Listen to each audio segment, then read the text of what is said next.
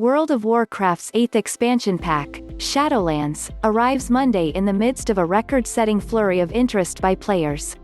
Forums, fan sites and discussion hubs are buzzing with chatter about the game's systems, balance and tuning, and changes are being made quite literally up until launch.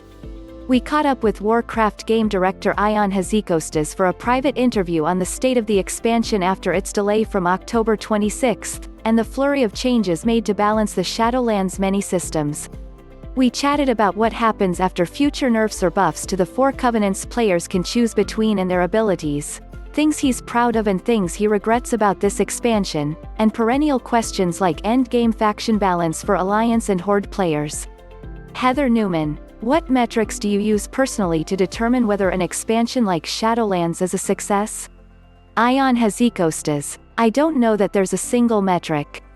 How many regrets do I personally have 3 weeks after launch? How much would I want a time machine 3 weeks after launch? What are the things, knowing what we will a few weeks into the expansion, we would go back and fix or do meaningfully differently, if we could? The shorter that list, the more successful the expansion is, and the better I will overall feel.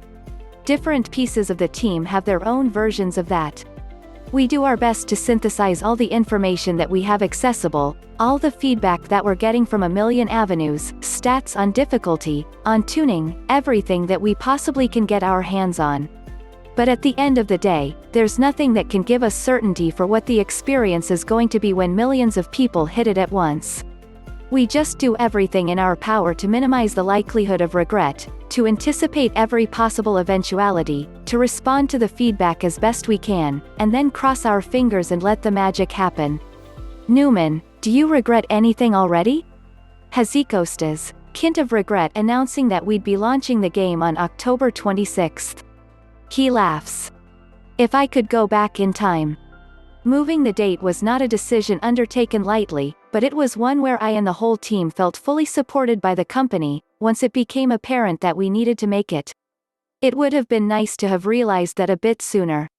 We're a team of perfectionists, and every expansion is coming in a bit hot. There are always things that we wish we could do, if we had more time.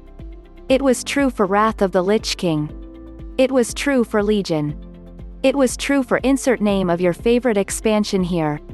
And so the risk is being a little bit desensitized to that feeling. It wasn't until a bit too late that we realized, no, we're actually not going to be able to deliver the Blizzard-worthy expansion that our players deserve in the time available.